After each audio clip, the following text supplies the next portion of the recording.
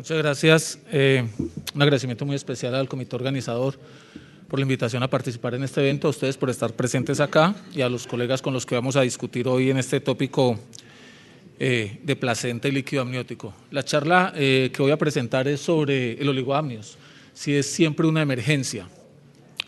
Voy a tratar de mostrarles alguna evidencia relevante al respecto, hacer un repaso muy breve sobre algunas cosas fisiológicas y cambios dinámicos del líquido amniótico para que podamos tratar de obtener una respuesta sobre si es o no una emergencia hacerle seguimiento al líquido amniótico y si tenemos que intervenir o no intervenir rápidamente. Discutir este tema ha sido de mucha polémica, llevamos más de 30 décadas discutiendo alrededor de este tópico y la gran dificultad para llegar a conclusiones, tanto en los comités de expertos como en las guías, como en las revisiones que se hacen, es la gran dificultad inherente que hay para valorar adecuadamente la cantidad de líquido amniótico con métodos no invasivos. Los criterios diagnósticos que no están unificados, vemos cómo entre nuestros mismos colegas de la misma especialidad, con diferentes especialidades, entre radiólogos y ginecobstetras, tenemos criterios diferentes y límites diferentes para definir lo que es un oligoamnios y las controversias que hay con respecto a la necesidad del manejo, al beneficio que tenga o no ese manejo y a los resultados perinatales. El doctor Moore, que ha escrito muchos artículos al respecto, había hecho una discusión al respecto y él se preguntaba que si hacer ese screening aumentaba o disminuía la morbilidad. Hizo una revisión de varios artículos y un repaso y por eso tenemos que recordar desde 1984 cuando Chamberlain describió inicialmente el bolsillo más profundo y único como medición de lo que era el líquido amniótico y describía oligoamnios cuando encontraba menos de 2 centímetros. Él vio en esa época, en el 84, que estas pacientes tenían un incremento hasta de 14 veces en los resultados perinatales adversos, en la mortalidad perinatal. Manning, después de esta publicación, adoptó ese valor entonces para introducirlo dentro de su perfil biofísico y luego Phelan en el 87 hizo la presentación de lo que era la medición de los 4 cuadrantes y del índice de líquido amniótico, poniendo como punto de corte 5 centímetros. Hay muchas causas de oligoamnios, estas son las más comunes.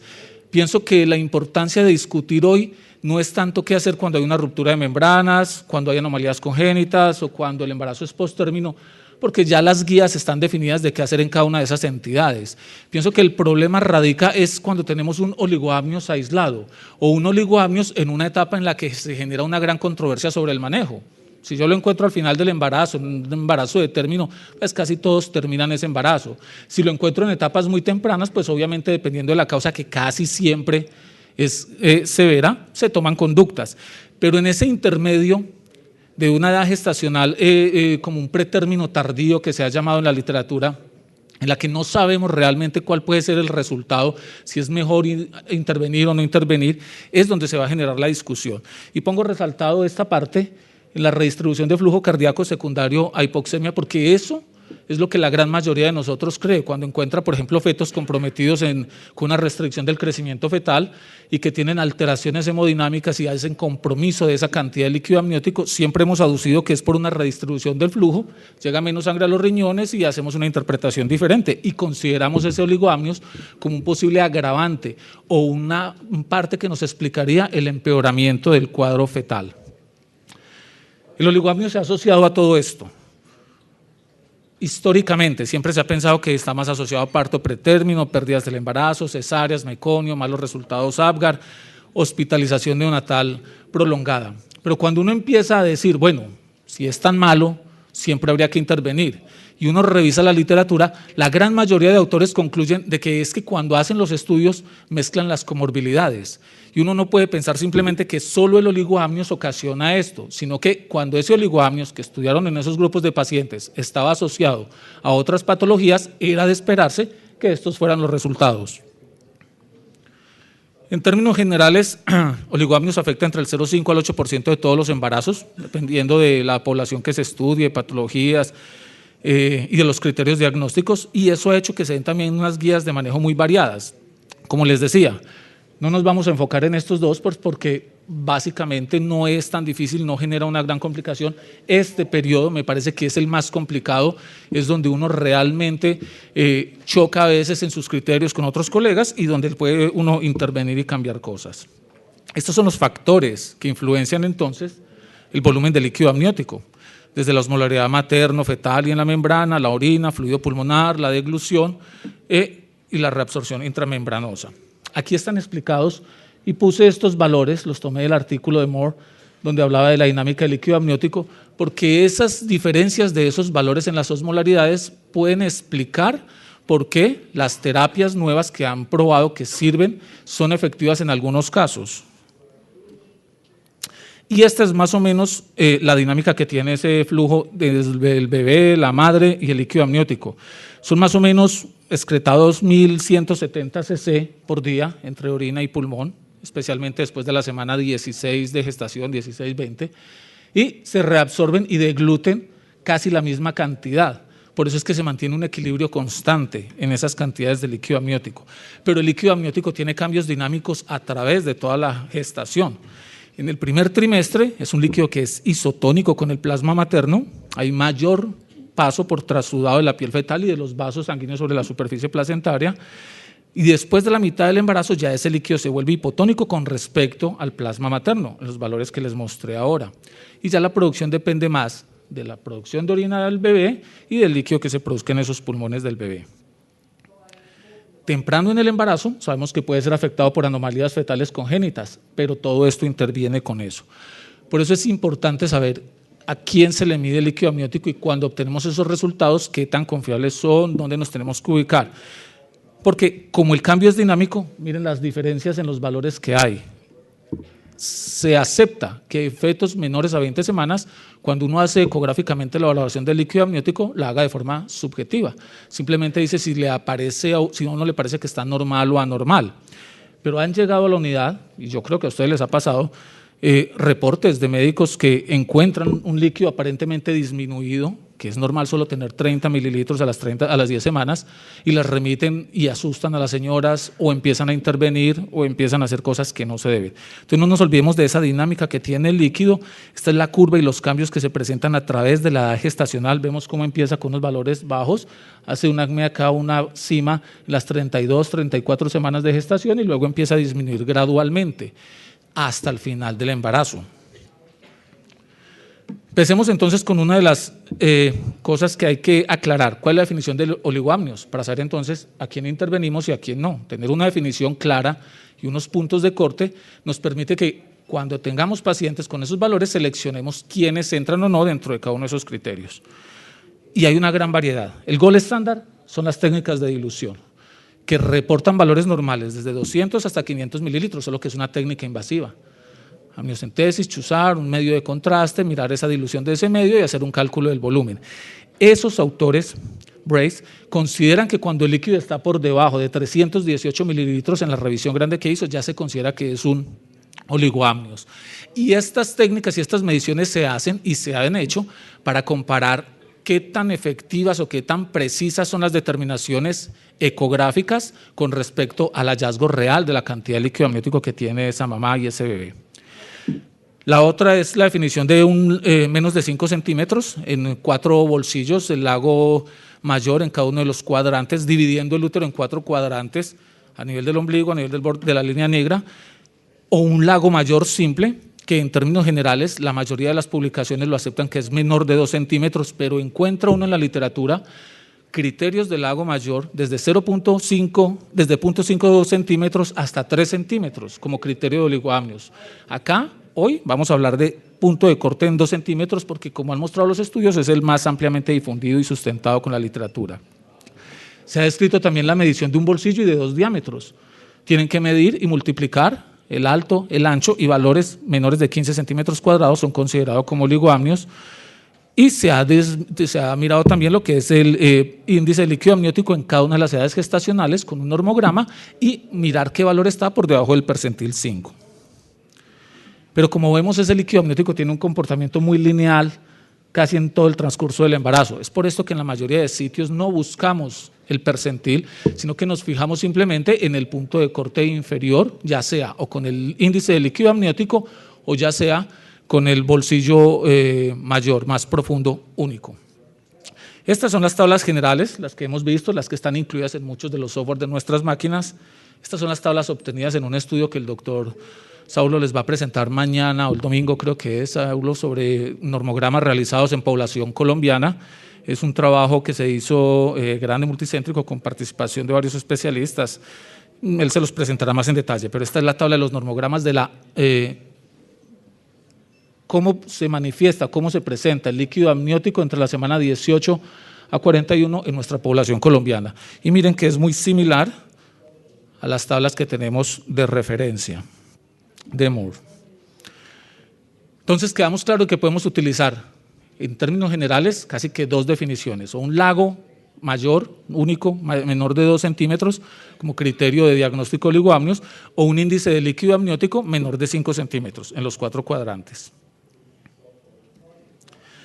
¿Qué dicen entonces las guías? La ISUOC recomienda, cuando uno hace el examen ultrasonográfico de rutina, que la valoración, dice textualmente en la guía, del líquido amniótico puede ser subjetiva o por medidas sonográficas. Y la ISUOC acepta que la medición sea subjetiva en médicos con experiencia ecográfica. O sea, que hacer una medición con datos de los lagos mayores o el lago más profundo, o que un médico con experiencia en ultrasonido haga una valoración subjetiva, es equiparable en cuanto a los resultados y a la realidad de la cantidad de líquido que tiene. Y esto está soportado en estos estudios que estamos presentando acá y mostrando.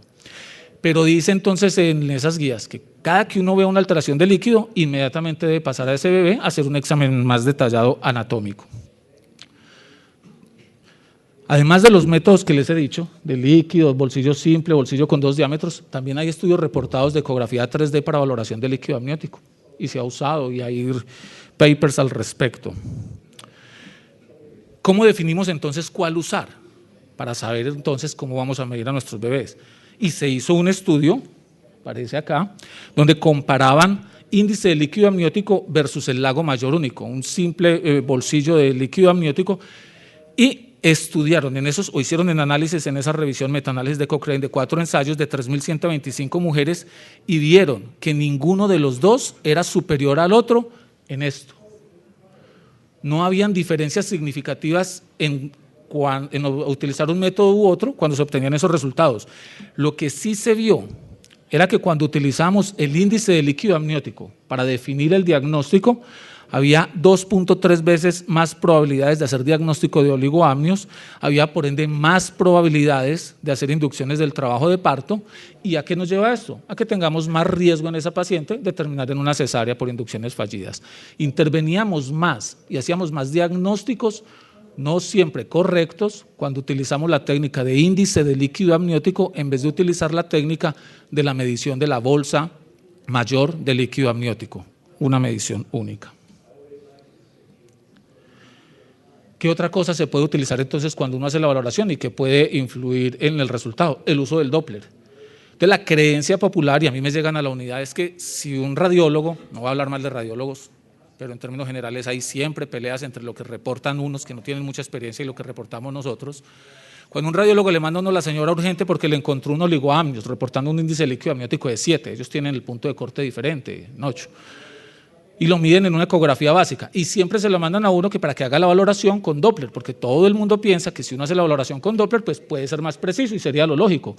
Si yo estoy examinando los cuadrantes de líquido amniótico y pongo el Doppler y en el Doppler veo que no haya cordón, pues puedo tener una medición más acertada. Esa era la creencia, pero mire lo que muestra el estudio, que si se usa el Doppler, este lo hizo Magan Everett, en 67 mujeres, la mayoría no son muestras muy grandes de estos estudios, 67 mujeres que les hicieron la medición por el método dilucional, es decir, sabíamos realmente cuánto tenían de líquido amniótico adentro porque se hizo un método invasivo, y luego hacíamos la correlación con la medición de uso del Doppler, sobrediagnosticábamos oligoamnios.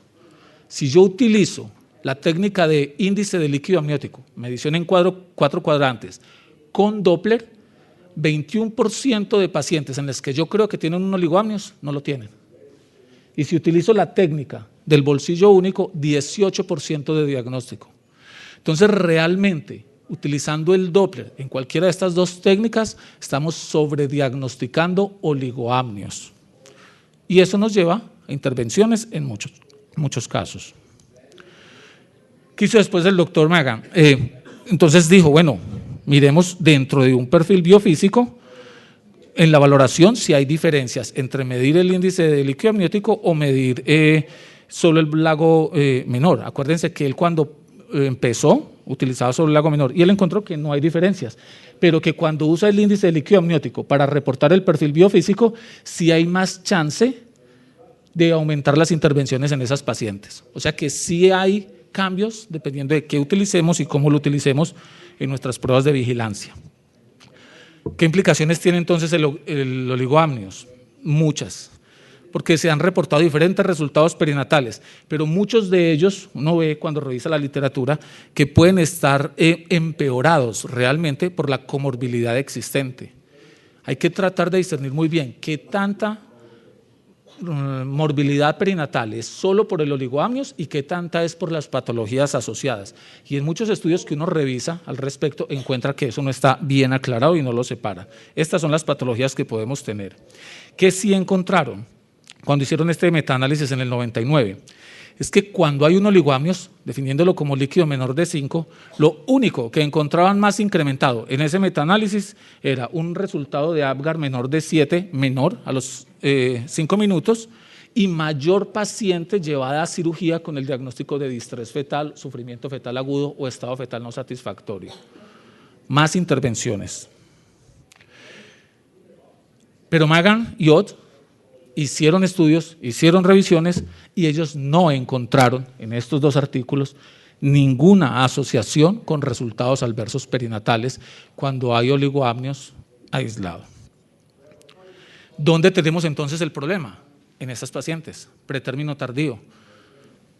Pacientes que están entre las 34 semanas y las 36 semanas con 6 días. No podemos decir que ya están de término y no, mejor que nazca porque tiene líquido disminuido, pero tampoco podemos decir hagámosle manejo expectante o no le hacemos manejo expectante.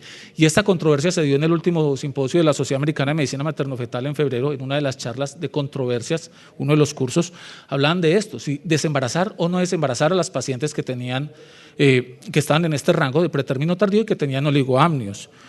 Y la conclusión es que tal vez es mejor el manejo expectante. ¿Por qué? Porque cuando discutían la morbilidad, primero, el pretérmino tardío y las hospitalizaciones en unidades de cuidados intensivos, es responsable grande de los ingresos a unidad de cuidados intensivos neonatales los bebés que están en ese tiempo de pretérmino tardío. Y no siempre la patología respiratoria de estos bebés es leve, como muchos pensarían. Es que ya tiene más de 34 semanas, ya le habíamos aplicado corticoides, no van a tener complicaciones mayores y mucho una taquipnea transitoria. No, hay muchos que necesitan ventilador y alto flujo. O sea que es un grupo importante. Desembarazarlos en ese periodo de tiempo puede generar morbilidad. ¿Qué es lo que hay que hacer entonces? Lo que hemos dicho siempre y lo que dijo ahora el doctor Renato cuando hablaba de preeclampsia, uno siempre tiene que sopesar qué es lo mejor para la mamá y tratar de definir cuáles son los riesgos o beneficios que voy a obtener con él, dejándola con un oligoamnios y haciendo seguimiento o desembarazándola y sabiendo que va a caer en ese grupo de pretérmino tardío. Es por todo esto que, basados en lo que hemos encontrado, en las recomendaciones que daban, en las discusiones que se han presentado, se realizaron unas guías, son las que les quiero presentar, es más o menos una pauta de manejo que hacemos, de manejo médico de evaluación de los pacientes con oligoamnios. Y cada que nos llega una paciente, pues primero tratamos es de valorarlas. En nuestra clínica todavía la estamos valorando con el índice de líquido amniótico porque por consenso se adoptó eso. La recomendación actual y la recomendación mía y lo que muestran en la evidencia es que migremos a la medición del lago único. Siempre que nos llega descartamos que no sea una ruptura de membranas, pensamos en amniocentesis si es necesario, descartamos restricción del crecimiento, hacemos valoraciones Doppler, determinamos el estado dinámico fetal, buscamos que no hayan malformaciones, tamizamos para infección y miramos que la mamá no esté tomando fármacos para poder definir manejos. La guía de manejo es específica para cada patología, ya sea por dismorfología, por ruptura, por fármacos. Pero cuando hay un oligoamnios descrito como oligoamnios idiopático, la que nos llega con disminución de líquido y no sabemos de dónde, y nos llega sobre todo en ese periodo de tiempo, pues pasamos a hacer esto, vigilancia fetal, manejo expectante idealmente hasta llegar a la semana 39, hay guías, la guía, la última que yo había revisado en Barcelona decía que hasta semana 40 incluso, nosotros en nuestra clínica las llamamos a la 39 porque las tablas nos muestran que la semana 39 es el periodo de menor morbimortalidad neonatal y si ese es el mejor periodo, pues la idea es llevarlas al menos hasta esa semana. Y hacemos monitorización intraparto, no hacemos amniinfusión.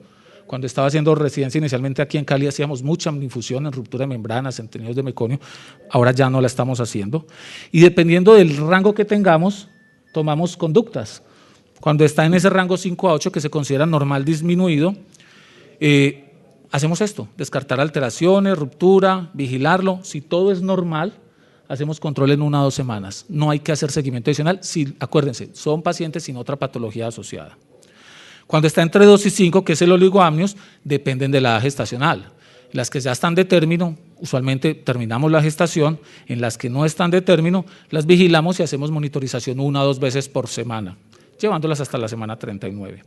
Y en la que tenemos menos de 2, mucho menos de 2 en el índice de líquido amniótico, que es lo que estamos utilizando, la consideramos oligoamnio severo y en principio, excepto en casos excepcionales, la ingresamos, miramos qué otras cosas hay adicionales y se trata de terminar embarazo.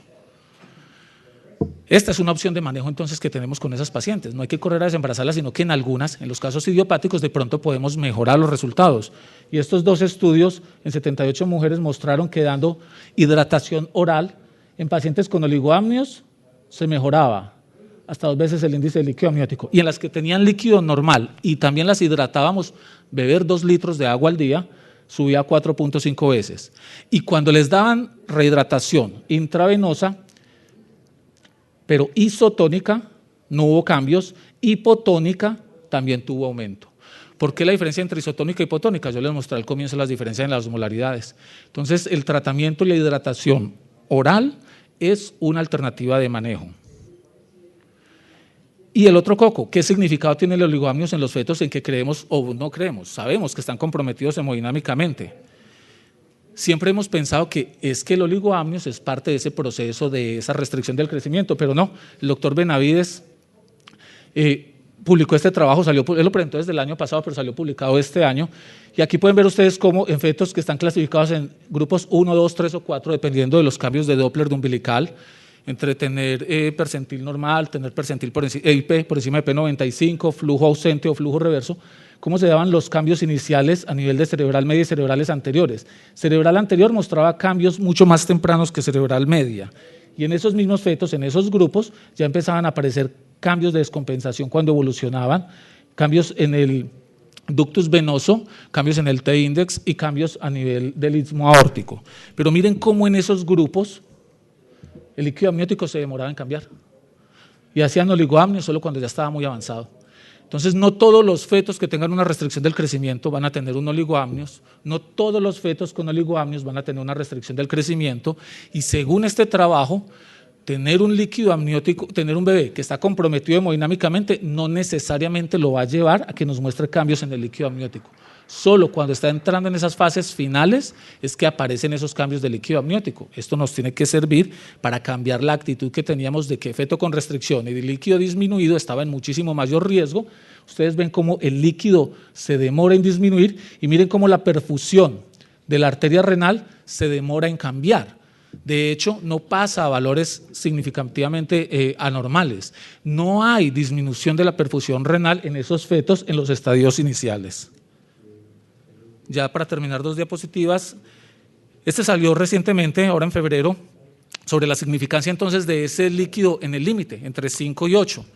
Y hay resultados significativos, sobre todo con malformaciones y muertes, y hay resultados con significancia estadística con respecto a todas estas variables de morbilidad materna.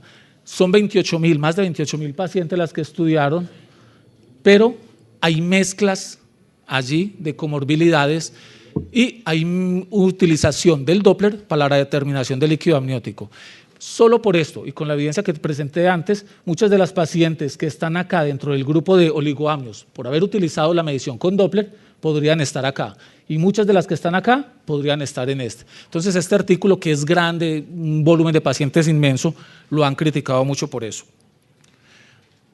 Entonces, la pregunta, ¿es el oligoamnio siempre una emergencia? En mi concepto, no. Y ahí está la evidencia que puede soportar esto. Muchísimas gracias.